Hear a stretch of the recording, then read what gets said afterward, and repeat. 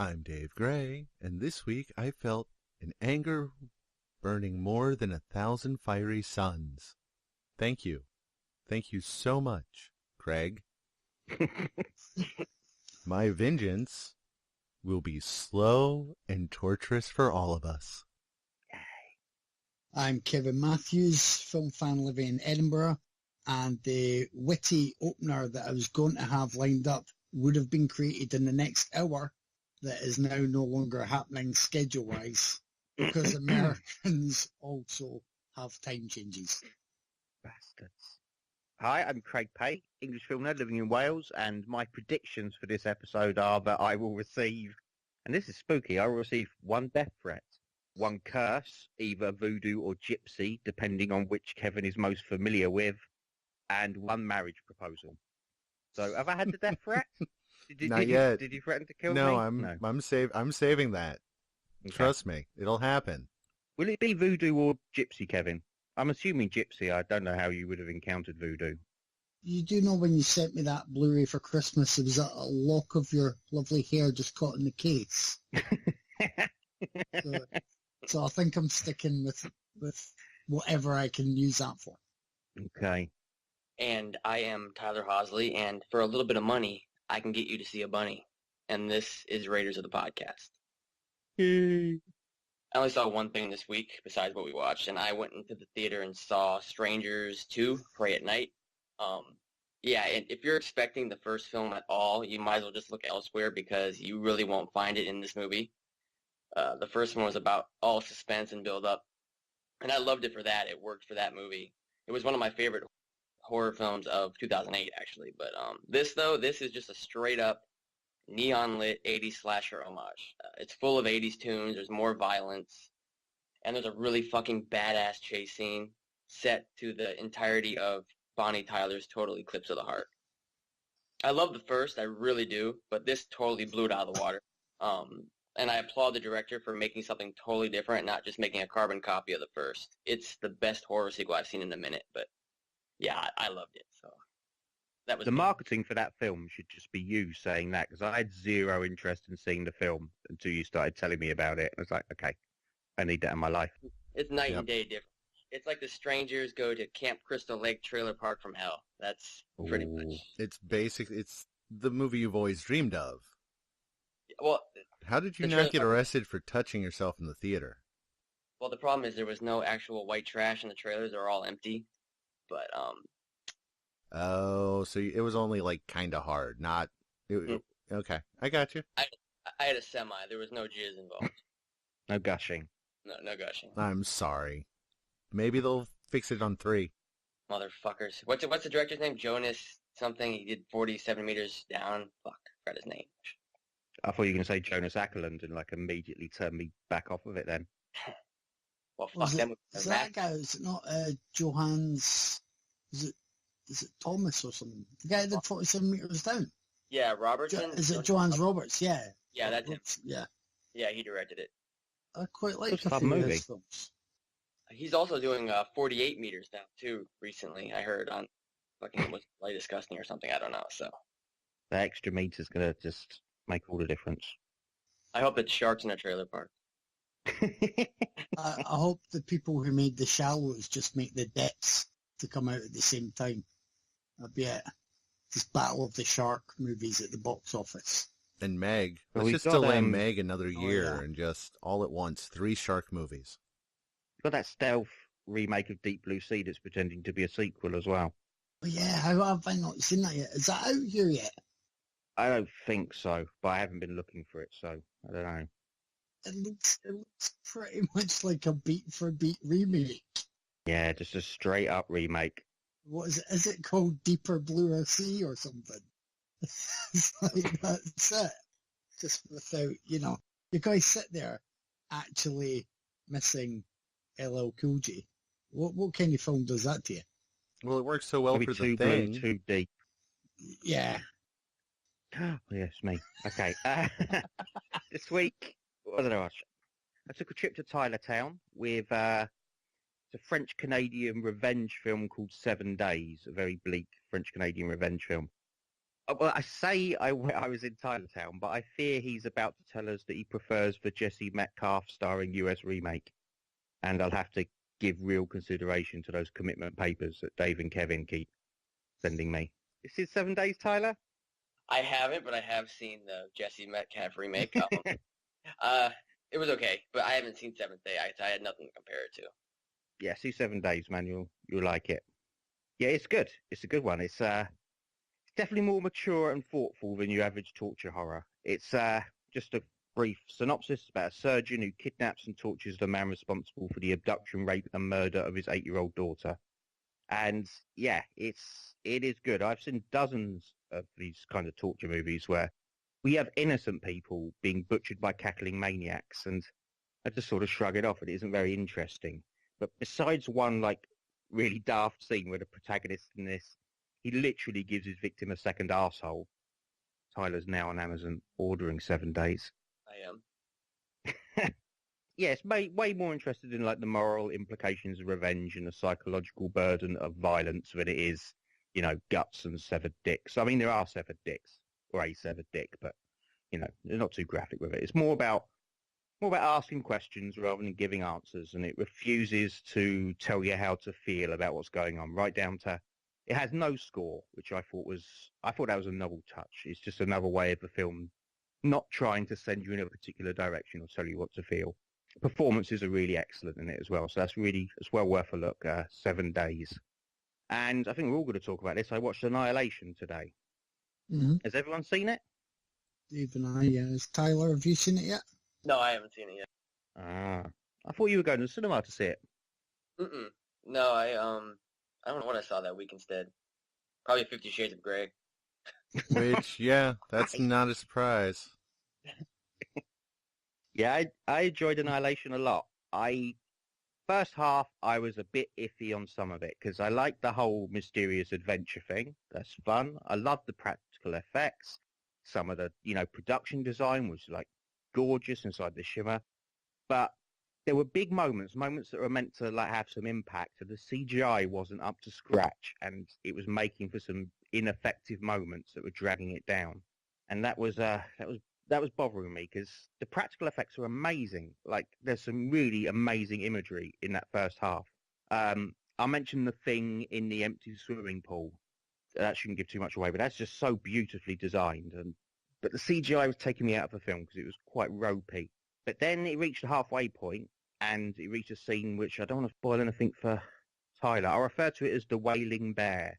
And from there on out, I loved it. I really did. It felt so much more tense and atmospheric from that point onwards. And even the CGI seemed to improve drastically. It was like they were saving their CGI budget for the areas where they needed it, I guess. And the third act, especially the 20 minutes or so after a character goes somewhere I wouldn't go in a million years, they're just wordless kind of 20 minutes just blew me away because all the effects and the imagery were just gorgeous.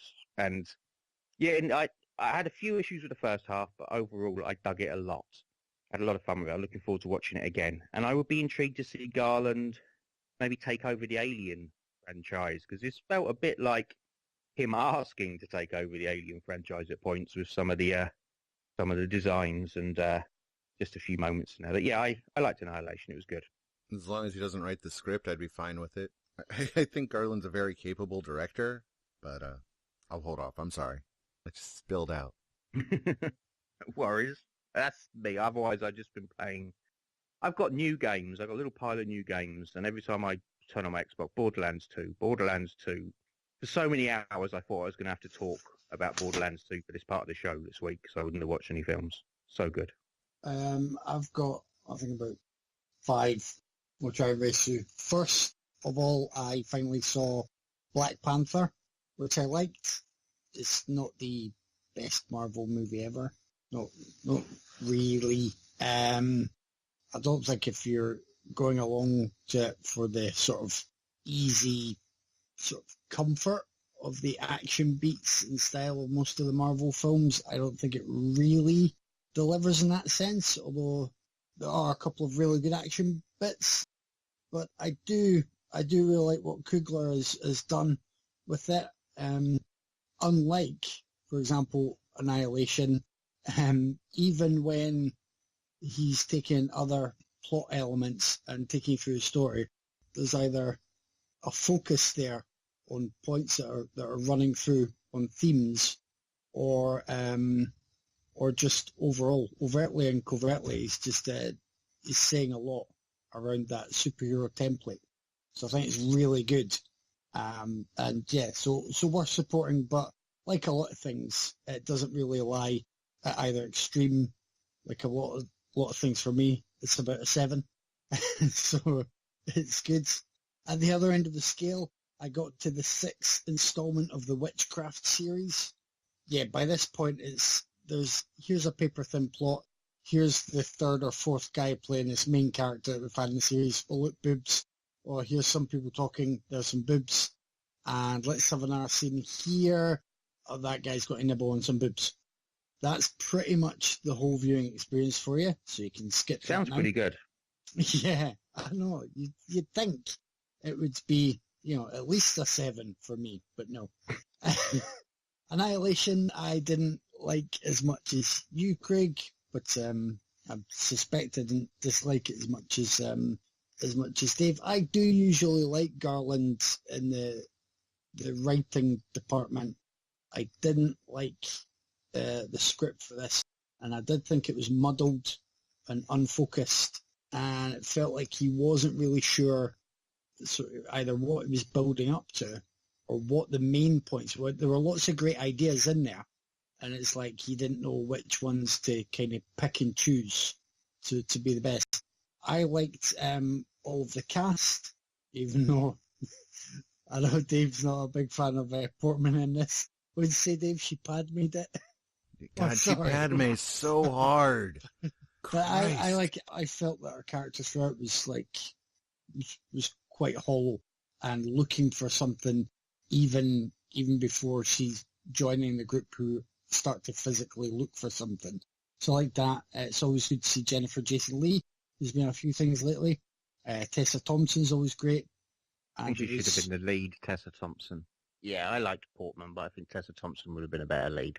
I actually really liked the others as well. As Tuva Novotny was woman, and Gina Rodriguez. I mean, I liked all. Yeah, I guess Portman is the weakest of that lot, but I felt like it suited how they were doing it, so it wasn't a big deal for me. The main thing there was the writing, unfortunately. And then, so 2 to go. I watched Phoenix Forgotten, which is so bad that I suspect I'm now going to hear Tyler say he likes it. I actually haven't seen it yet, but I do love alien invasion shit. So. Yeah, right. And it's a found footage movie.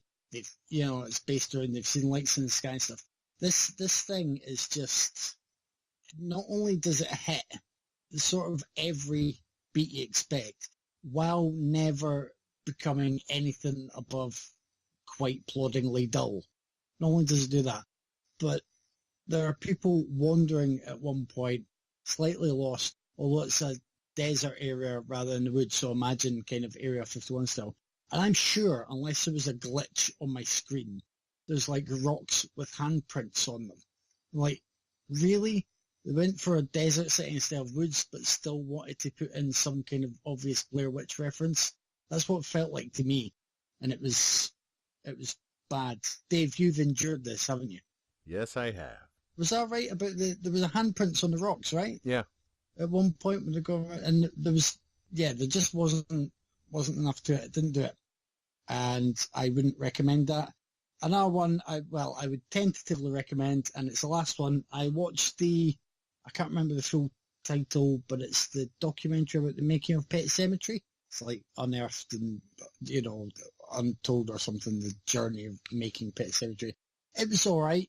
I don't really think Pet Sematary warrants that kind of documentary unless it's a special feature on a super duper disc, and they kind of rope anyone in they can. Like, they get Dee Wallison for a quote about working with kids. She's not in Pet Sematary, but she's done Stephen King stuff.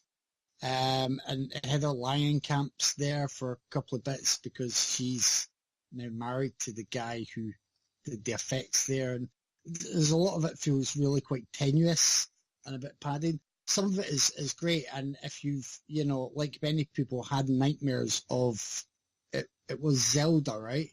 Yeah. In Pet Cemetery, was that her name? Yeah. So you'll see the young man who's playing Zelda. It's very. I don't think I ever remembered that it was a guy. I was too busy just being a bit creeped out by it. And it's good if you like the film. It's all right, but I certainly wouldn't. So it's on Shudder. It feels like the kind of thing that would go good in a nice sort of disc package. But I don't see anybody rushing out to pick this up on its own. I would watch it if all the talking heads were wearing dungarees and straw hats and doing an impression of the Judd Crandall character. Fred Gwynn, because Fred Gwynn, that's it, yeah. They all had to do impressions of him. Sometimes Fred is better. That's what they should have called the documentary. Sometimes Fred is better. And everyone loves Fred Gwynn. Sorry, hashtags. Yeah.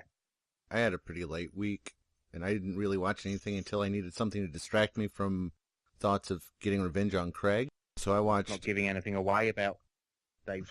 Oh, no. No, hey, I get first pick this week. We're going right into it. I am not... No. Oh, you have no idea.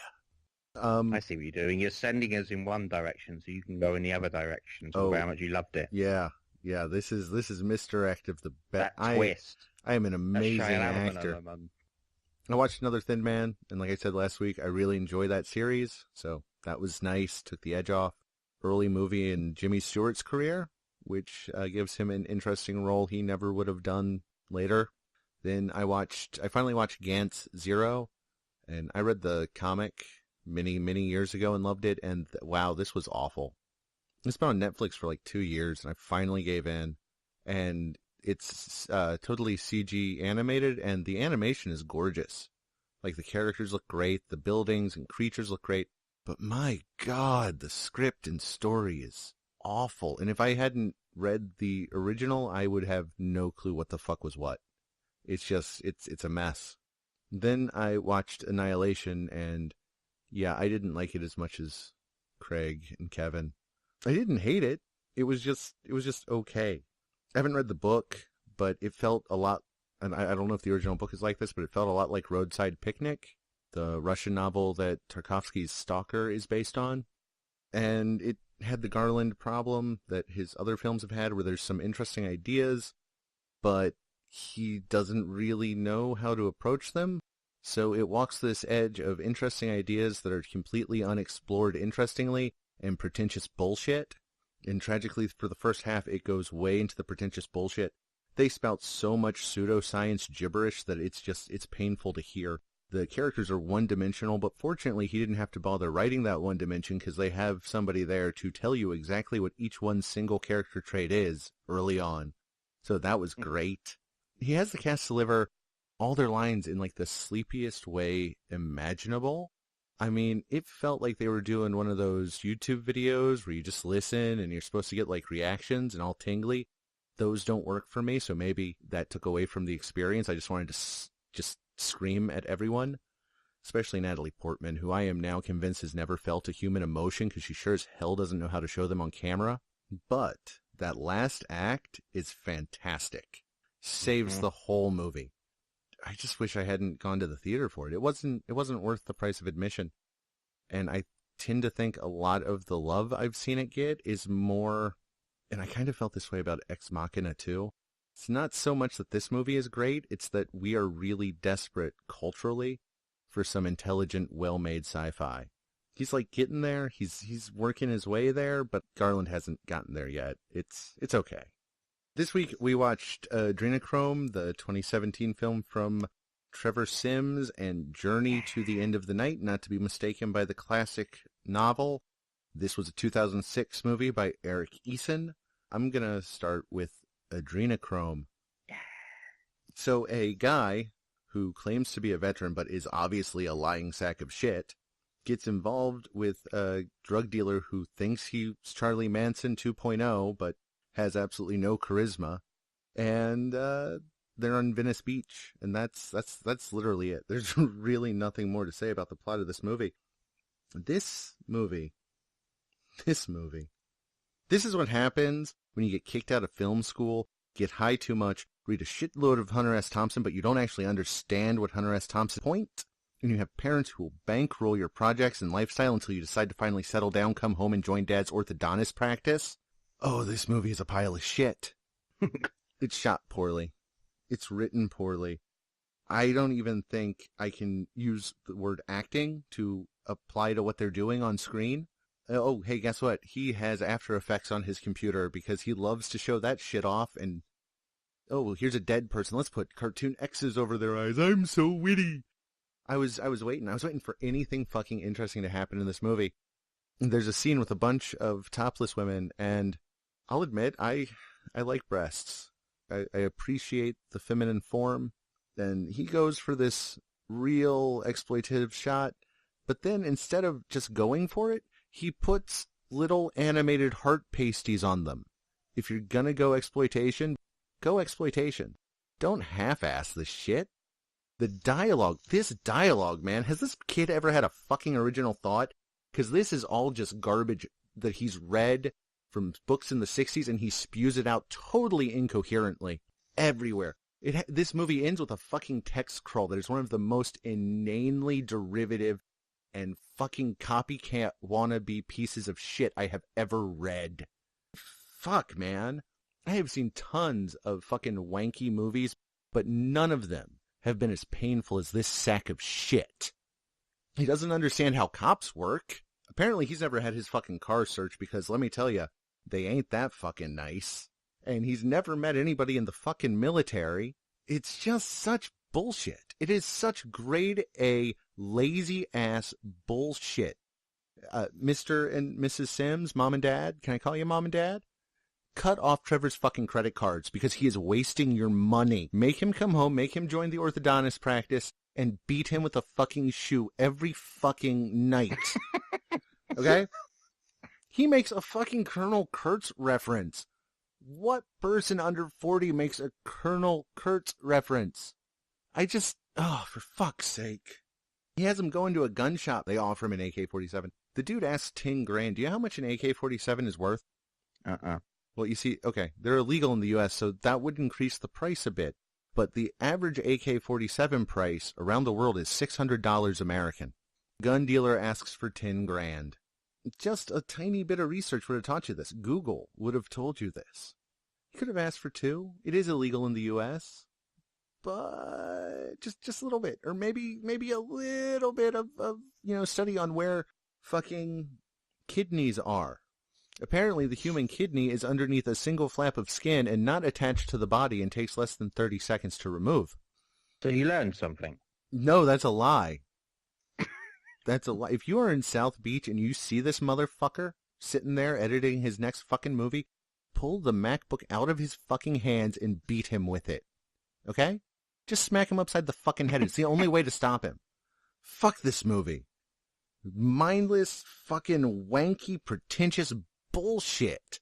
Worse than Diamond Cartel? Worse than Diamond Cartel. Actually, the best part about this movie was Tom Sizemore showing up, and we got to watch him drink his pay on screen. Yeah. So that was something. That was a moment. You did. Again, 3 in a row, Craig. Why are you aiming so fucking low, man?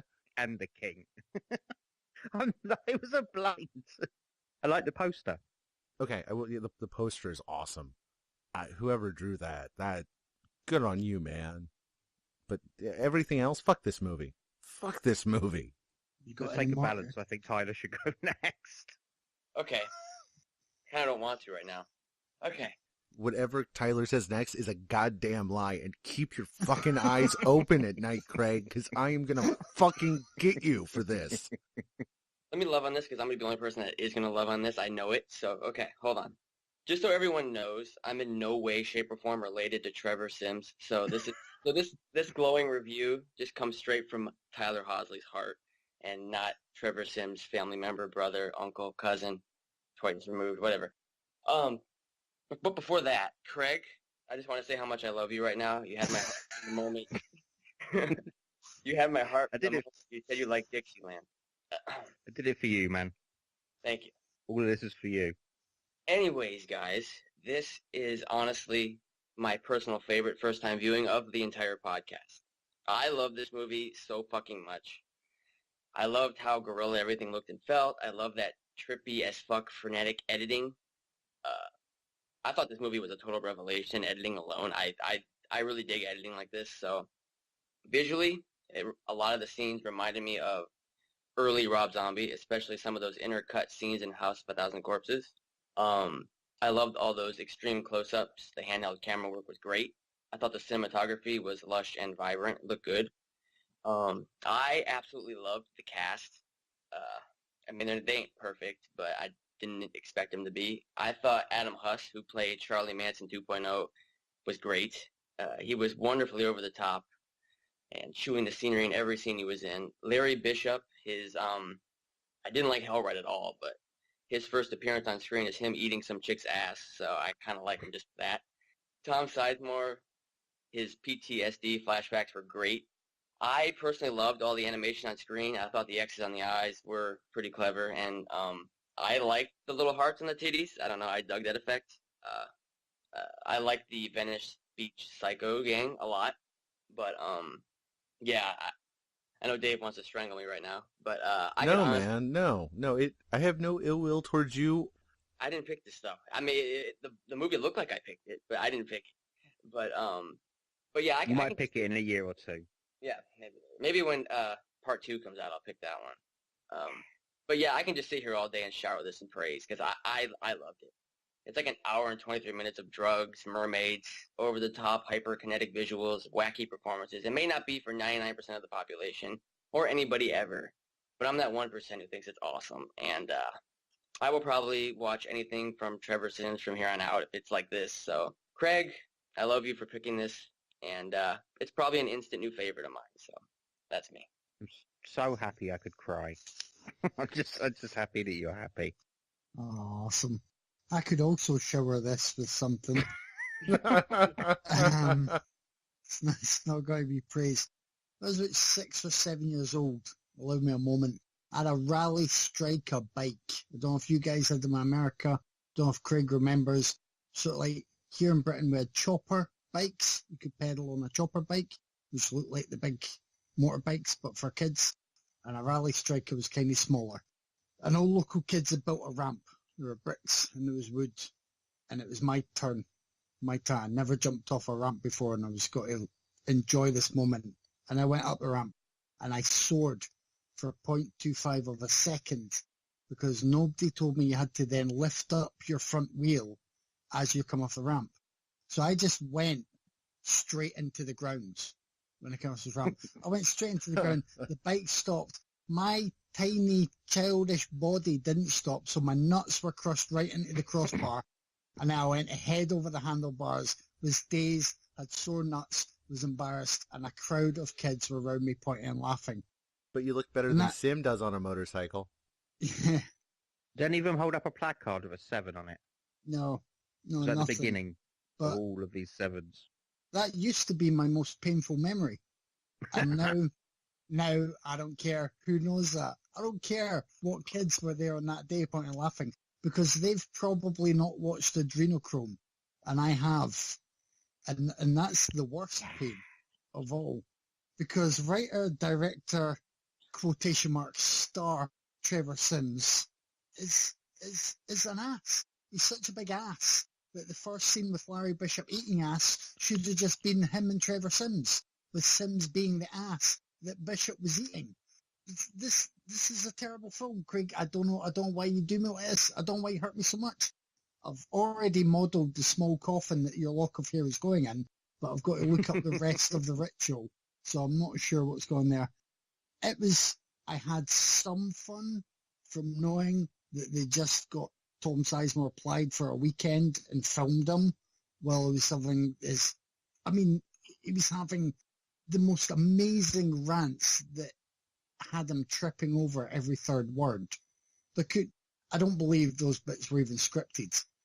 I just think, like, there you go, Tom, you're in, I don't know, let's say the Gulf, and you're angry and drunk. And he was like, yeah, give me a golf club. Fucking been angry ever since they closed down my porn site. And just went crazy. and they filmed them. And that is the most fun part of this film. Let's highlight this. The most fun part is watching Tom Sizemore get melted on screen for his scenes. That's it. The rest is just, I mean, Dave's already gone through it all. Tyler is, bless him, but he's had mushrooms or something this week. That's insane. The guy who played the Charlie Manson type was just fucking dire. The women were there to get topless and have little flashy things then drawn over their breasts. Simms, to properly describe my feelings for Simms, I would have to look all the way through a dictionary or bibliography of gynecological terms, because that's just what he is. He's a massive selection of all those parts, and I'm not happy. I'm not happy at all. Yeah, and I'd actually blotted out the final text crawl until Dave mentioned it. I was like, oh yeah, fuck. He just, oh my God, he went from Hunter S. Thompson to try to be Jim Morrison as well. And he completely failed at both and was just a massive twat. I hated the film. I hated the film. This is the most painful thing I've watched for the podcast. Thank you, Craig. I tell you, I'm amazed you're on with us this evening, because I thought your ears would have been burning so much that but I just thought your ears would have been burning so much that you've had to wrap them in ice and wonder who was talking that much shit about you. It was initially before I knew any better, the opening credits were there and the bats were going about, and I was like, oh right, yeah, a little Fear and Loathing reference, yeah.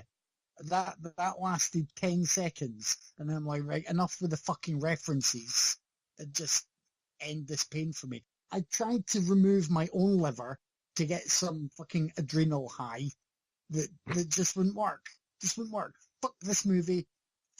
I can't say, fuck Craig, but I do have plans for that lock of hair in the small coffin. But it might not pan out. It's just a second-hand book that I got off eBay, and some of the pages are missing, Craig, so I might not have any of the proper rituals, but I'll still try.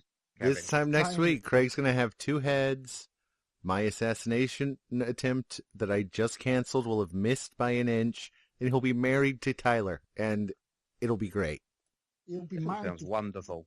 He'll be married to Trevor Simms. It'll be a 3-way marriage between me, Tyler, and Trevor Simms, and I'm fine with it. That's a sitcom I would watch. God, me too. Only if their landlord is Neil Breen. Oh my God! Oh my God! I want that to happen. More than Werner Siege 2? Oh, that's tough. No. I definitely want Werner Siege 2, and then the spin-off with you, Tyler, and Neil Breen. It's like Three's Company, but... Why do you have to bring Neil Breen into this, though? Ruin everything. All you gotta do is spill coffee on my fucking laptop. That's why. If I'm going to create a sitcom, it is not going to be Tyler Paradise. You need a little antagonist in there, man. He can be the neighbor you always argue with about the state of the back garden, and the show can be called The Grass is Always Greener. So Craig, blame yourself, God. You son of a bitch. You know when you were talking about Tom Sizemore being given stage directions like, you're in Iraq, you're drunk, you're angry. I bet the first take, he didn't realise that was a stage direction. He just woken up from a stupor and someone said to him, you're in Iraq, Tom, you're drunk. And he, fucking hell, what have I been up to?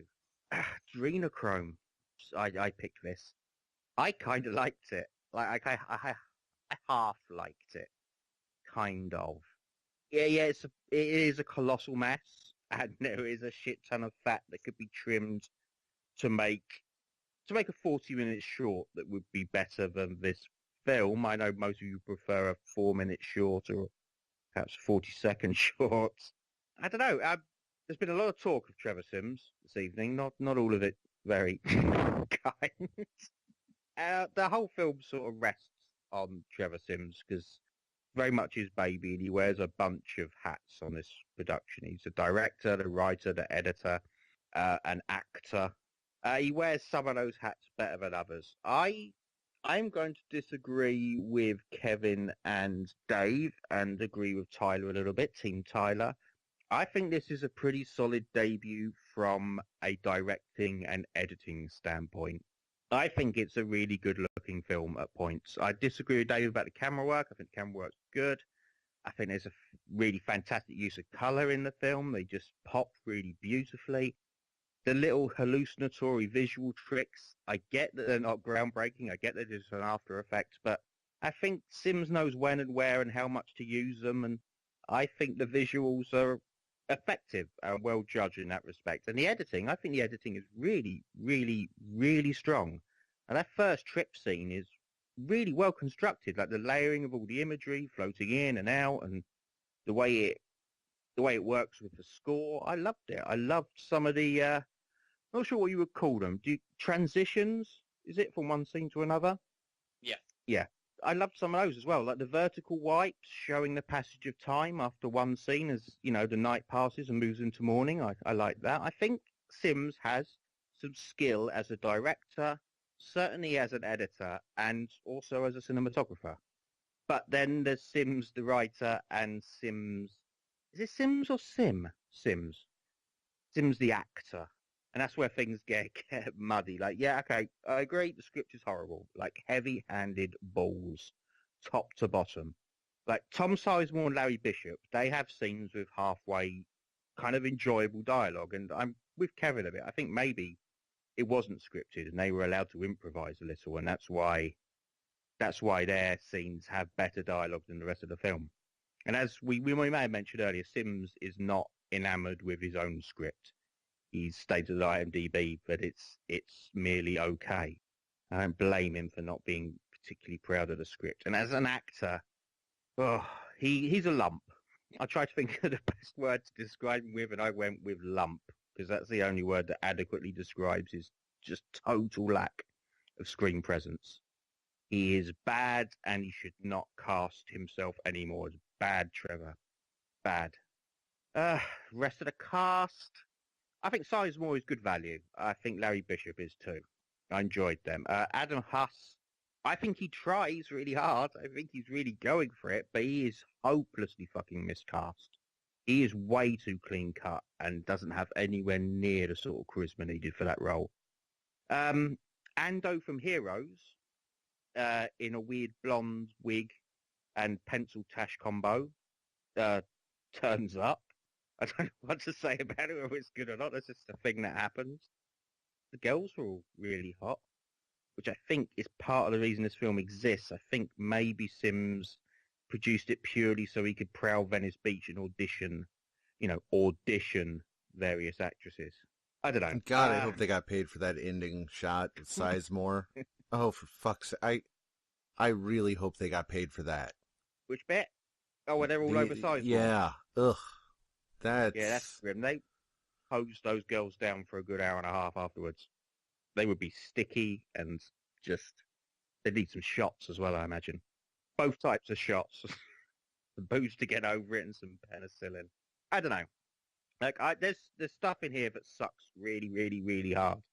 But the elements that I liked about it, like the visuals and the energy of it, for me, they outweighed the bad stuff. And, it's a super low-budget indie debut. So, I gave it a lot of slack, and for me, the style just about triumphed over the total lack of substance. I think he has promise on the technical side, directing, shooting and editing films, just not at all as a writer, and good Lord, never, ever, ever again as an actor. Not ever. Bad Trevor. No more acting. No more acting for you, Trevor. Jesus. But, I didn't hate it. Genuinely did not hate it. So I'm not sorry. Fuck you all. So our other movie for this week was Tyler's choice. It was Journey to the End of the Night, 2006 film, written and directed by Eric Eason and starring Brendan Fraser, Mos Def, who now goes by the name Yasin Bey, I think. But he was still credited as Mos Def here, wasn't he? Yeah, he Scott, was. Yeah, he was. Scott Glenn, some other people, and the lovely Alice Braga. It is a film of, basically there's a father and son, who's Scott Glenn and Brendan Fraser in those roles, and they've arranged for some big deal to go down, and their mule dies, and this isn't a spoiler, it's in the first few minutes, in an unfortunate bout of excitable sex, I guess, or fortunate. Anyway, it's unfortunate that he dies. They want to get a replacement. They don't want to get ripped off. And the son is planning to hopefully break away from the father, but the father may have his own plans. So that's it. And what you have is essentially a bit of a plodding melodrama that is trying to be seedier and edgier than it is, because it never actually feels that. I think it was going for like being a bit dangerous. It never feels dangerous or gritty. It just is. It's in a very much a middle ground. But that's not to say I hated it, because I didn't. One of the reasons I didn't hate it was because I'd managed to live through Adrenochrome. But the other main reason I didn't hate it was that I like the cast for the most part. And this reminded me that I kind of did like Brendan Fraser in a variety of roles. He's not, before Dave jumps me, I'm never going to say like he's up there with top tier actors, and he wasn't like the best person here by far, but there is more to him than just Rick in the Mummy movies. He could try other stuff. Sometimes it meant he was out of his depth. Sometimes it worked out really well. So he's, it was good just to. I haven't seen Brendan Fraser film for a while, and I never thought I would be talking about him as something that sounds like nostalgia. But it was good to see him on screen again, and in this, Scott Glenn's always solid, and Mos Def I think was for me, he was a high point here. So I enjoyed the performances. There wasn't really, I don't think, much to the script. The plotting was okay. This is, as I may have said earlier, certainly for a Tyler pick, this was relatively painless. Thanks, Tyler. And I can see why it had elements that, obviously Tyler would like, but I'm not sure if it had enough of those sort of, and if they were boosted enough. So I'll be interested to hear what he ended up thinking of it. I thought it was okay. It was an average film, and it seemed to be intending to be obviously better than that, a dark, gritty sort of drama / thriller, and it just really sort of meanders from start to finish. So decidedly okay, which in the past week has felt glorious compared to Adrenochrome. Yeehaw, indeed. This is a hard one to talk about. I'm with Kevin to a degree. I'm sort of with Kevin on this, just not how he relates it to Adrenochrome. I didn't particularly like or dislike it. It really did not inspire any strong feelings either way. Imagine trying to review the last shower that you took. That's what trying to talk about this film is like. This is something mundane that I had to do, so I did it, and afterwards I had done it. The end. Like, I don't even know how to talk about this film. It's such a non-event. Even the stuff that I did like came with stuff attached that I did not like. Like the cast. I like the cast. I like a lot of the people in this film where their performances are to be as kind as I can be, unenthusiastic. Like, I love Scott Glenn. I'm going to continue to be the guy who hates the term underrated yet uses it more than anyone else. Scott Glenn is underrated and always awesome. So I was happy to see him in the lead role. He's really all served by the script in this film. It's just a paper-thin role, and he knows it. There was more life in his eyes in Daredevil, and he's just not used well here. I generally like Brendan Fraser. I know he can pull off a dramatic role. I love Gods and Monsters. He was awesome in that, but he is just all over the fucking place here. He just lurches from almost dozing off to really coming to life when he's slashing the faces of transsexual street hookers, or this happens in this film, ordering the execution of a blind psychic's guide dog. That sounds awesome, obviously, but it isn't very engaging or interesting to watch. It's mad. I like Alice Braga usually, but this is a nothing role. This is just beyond pointless. I'm still baffled as to what her function is in this film. And with Kevin Onyazin Bey, he is the greatest rapper turned actor of all time by a huge distance, as far as I'm concerned, and he is really the only one to make any sort of impact in this film. But that is just him elevating a paper-thin role in a film that's ripe with paper-thin roles. The script is bad. It is just plain bad. It is clumsy. It's awkward. But most of all, this is my poster quote for this one, it is perfunctory. The reason there's dialogue in this film is because information needs to be given to the viewer. And the writer was like, oh, for fuck's sake, I guess I have to write some words for them to say. Like, it is so perfunctory. And I can see why the actors were unengaged for the most part. There is no character in the writing, none. It is just all endless, inorganic exposition. And it just put me to sleep. And, I kind of like the look of the film for the most part, but really, really overdoes the let's bathe everything in neo-noir stylings. It is, without question, the greenest film I have ever seen. Unless Disney hit us with like Hulk versus Flubber crossover event, this will forever be the greenest film ever made. I want Hulk versus Flubber. You in? Oh, I'm in. Hulk versus Flubber, front row, opening night, pants off, green Hulk bubble bath is lube. I am ready. I try to work out which is more disturbing. Are you jerking off to the Hulk or jerking off to the Flubber? It's that Flubber, man. Oh. Man, you don't know. Gorgeous. Yeah, this film, it has no bite and it has no depth, and it needed one or the other. Like, it wasn't going to have any depth. It had to, like, at least, hit you with something. And if it's not going to hit you with something, it at least has to be interesting, have a little depth. And it just didn't do any of it. It didn't do anything interesting. Not once. It did predictable things with thin, uninteresting characters until it reached the end and the music swelled and I had watched a film. And those are my feelings about it. I just watched it. Nah. It's not bad. It's not good. It's just there is no good reason for it to exist or for anyone to watch it.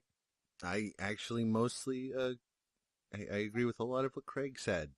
This movie does have the best opening of any film we've ever had, where a guy in the middle of just pounding it doggy has a heart attack and dies. I was on board. That opening, I was like, yes, this will be something quirky and fun and unexpected. And then it wasn't that at all. Not at all. Yeah, the cast is just there. I normally really enjoy Alice Braga and have since City of God.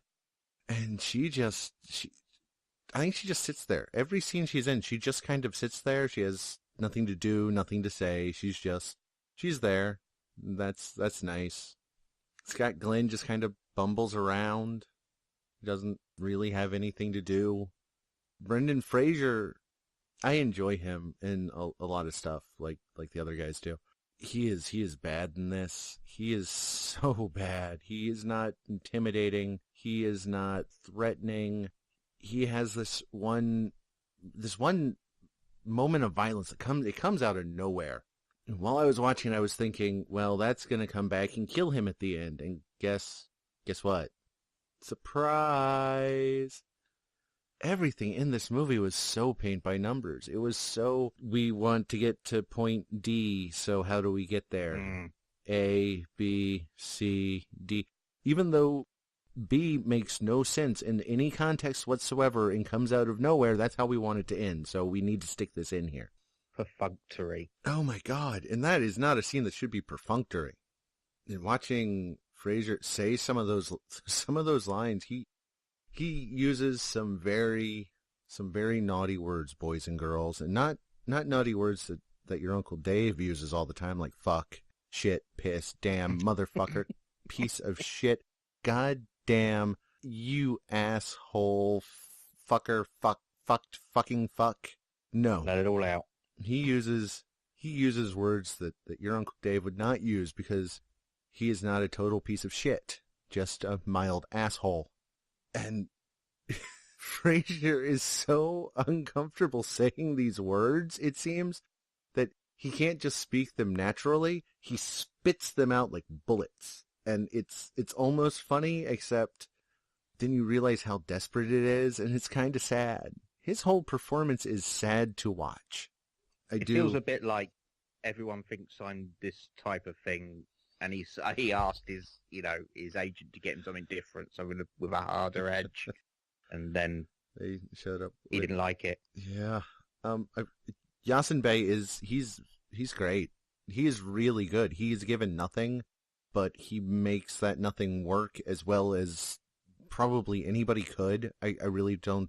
You could replace every other cast member of this film, and it would make probably a negligible impact because they have nothing to work with. Some people you put in might elevate it a bit. Some might make it a bit worse. But if you changed Yasin Bey's casting of Wimba, you would hurt this film. His performance is great, and it's a damn shame they don't give him more to do or make what he does make sense. This is one of those movies where they strain so hard to get from point A to point B that nothing along the way makes sense. You know, I do have a question when you got a bag full of money for your criminal boss. You don't make pit stops. You don't meander through the streets of Sao Paulo. You go from point A to point B. And that's it. That should have been the whole movie. Everybody should have been happy within like 20 minutes. Maybe an hour if you have some juicy drama to stick in there. But no. And then the whole Wimba storyline it's dropped for the majority of this movie. And then it's the main focus for most of the last 20 minutes, but it's just ridiculous. Just get done what you need to get done. Stop fucking around. And they just fuck around so there can be drama. And it's uninteresting. It's a boring movie. There's tons of better crime films out there. There's no reason to sit down and watch this. It is competently made. It's better shot than Adrenochrome. It isn't better edited. I mean, I was a little nasty, and I will admit that on the whole, it was decently edited. It's all contrivance. There's no plot. There's no reason to care. Just give me one reason. Just give me one reason. Give me one thing to care about. That's all I want, movie. And you failed. Can anyone clear up when Bay's character is attacked, but nothing is taken? Oh, a truck. A truck came by, and it scared them off. Ah, yeah, what? Scared them off. They couldn't pick up a bag. Look. Oh. I've been confused about that all day. Again, they just needed to get to point D. And they didn't want to cram in a point, B2, C4. This was my pick. It was sitting at the top of my watch pile for a while now, so I said, just fuck, I'm going to pick it. I liked it. I didn't love it. I liked it right from Doggy Style Heart Attack. I did love the gritty cinematography, though. I love the color grading and those flashback shots. The whole thing kind of visually looked like City of God walked into the movie After Hours without the comedy. Pacing was solid. It moved quick. I thought the performances were good. I thought Brendan Fraser was pretty good as the piece of shit, coked-out gambler. Scott Glenn is always good. The real standout for me, though, was Mos Def. I've always liked him. I've liked him from 16 Blocks to Next Day Air. But he was pretty fucking amazing in this. It's by far his best performance, in my opinion. Overall, I did expected to like it a bit more than I did. It's a decent little crime flick. It's not perfect, but I liked it. There actually isn't a single fucking review for this on Letterboxd. So either nobody has seen it or it's just mediocre shit that nobody wants to talk about. I can't decide. But it's okay. I'd probably never watch it again. I was entertained for when it was on. It's not the best movie of of the episode though. So it could have been though if it was directed by Trevor Simms. So it was just okay. Nothing great. I was entertained, but didn't leave an impression. It is what it is. All right, guys, we had 2 movies this week. One that aroused the fierce passions in all 4 of us to different extremes, and one that seems to have just kind of been there. So with that in mind... I'm on Team Brendan Fraser, because I can never, ever, ever, ever bring myself to vote for Adrenochrome, even if someone said to me, we're doing a ballot, there are 2 films here, you need to pick Adrenochrome or we'll burn down your house, kill your cats and your family. I'll be like, no, Adrenochrome will never be acknowledged by me again. Don't you make fucking plans for making us watch any fucking sequel that Sims comes up with. I'm sorry. Journey to the End of the Night is. So Adrenochrome is my favorite first-time viewing of the show. But because I can't ride the coattails of hashtag the Cook County Suite very much longer because it's running thin, I was gonna go with Journey to the End of the Night because I thought everyone was gonna pick that one, but maybe right. So I'm going with Adrenochrome. That was code. Yeah, I'm going with Adrenochrome. Since none of us have been able to crack that brilliant code. Yeah, Adrenochrome. You know, there are problems with it, but I will take like a total fucking insane mess over. So Adrenochrome. Well, it's split. It's an even split because I'm going Journey to the End of the Night. This month, our end of the month special is fetish films. And so far we had Kevin's pick, Exit to Eden, and Craig's pick, I didn't write down the full title, and I can't remember it. Sick, the life and death of Bob Flanagan, Super Masochist. I am taking us back to the Isle of Japan for the 1976 French-Japanese art co-production, directed by Nagisa Oshima, In the Realm of the Senses. Ooh, classy. Yeah. Ooh. Hey, somebody had to balance out that Exit to Eden. Knew it wasn't going to be Tyler. And for next week, I'm going with another classic. I actually know Kevin has seen this one, but since you guys yell at me for picking sequels, and I really want to pick the sequel to this sometime, I'm going with the 1984 Robert Vincent O'Neill. I want to call it a masterpiece, but that would be a lie. Angel. Mm-hmm. All right. Well, my pick for next week, well, it kind of blew up in my face a bit, but Tyler did pick 2 first-time views in a row, kind of blind views. What did you expect? No, seriously, did you expect better? Come on. I forgot. It was like, you know, I'm like dealing with the devil here. It was like Bedazzled. Every time I try to come up with something good, Tyler's like, oh wait, I found this film, Nazis, testicles, that's awesome. So anyway, Tyler, I'm going alphabetically here. You will get to choose, and I'm just going to label them A, B, and C. So you can pick A, B, or C. Okay. But, I mean, that's not the first letter of the films, but that is them in alphabetical order. All right, so, A. Right, that means that next week we will also be watching Fury, because I know Tyler loves David Ayer. So the choices I had were Fury, Harsh Times, or Street Kings. Oh, God. And that was it. So we're going with Fury. Because I did say, one of those Tyler, 3 I haven't seen. Tyler, I will pick a film and I'll be like, it's a David Ayer film. So I'm safe there, right, Tyler? 100% safe. Right. If you're listening, don't watch either Journey to the End of the Night or Adrenochrome. That's it. Those are my words of wisdom. And don't ever befriend Trevor Simms. I just need the initial of your surname again, Craig, because I'm just putting the final touches on this lid. That would be a P. A little cough. P. It is P, yeah? Yeah. Right, that's fine. Oh, nearly finished the carving there then. It's right, Payg. P-A-Y-G. Right, that's fine. And then, okay, I just need a virgin to dig a hole in my backyard, a back hole, and there'll be a little ceremonial fire later, so that's fine. Don't worry about the rash that may appear in the next 2 to 3 days. That's only stage 1. All right, you can reach us on Facebook, where we are Raiders of the Podcast. You can reach us on Twitter at Raiders of the Pod. Always messages on our Blogspot are welcome, where we're raidersofthepodcast.blogspot.com. And if you really need to get a hold of us, Kevin will send you his credit card number if you email us at raidersofthepodcast@gmail.com. That's going to be it. Thanks for listening. Thanks for joining me, guys. Bye, Trevor. Yeah.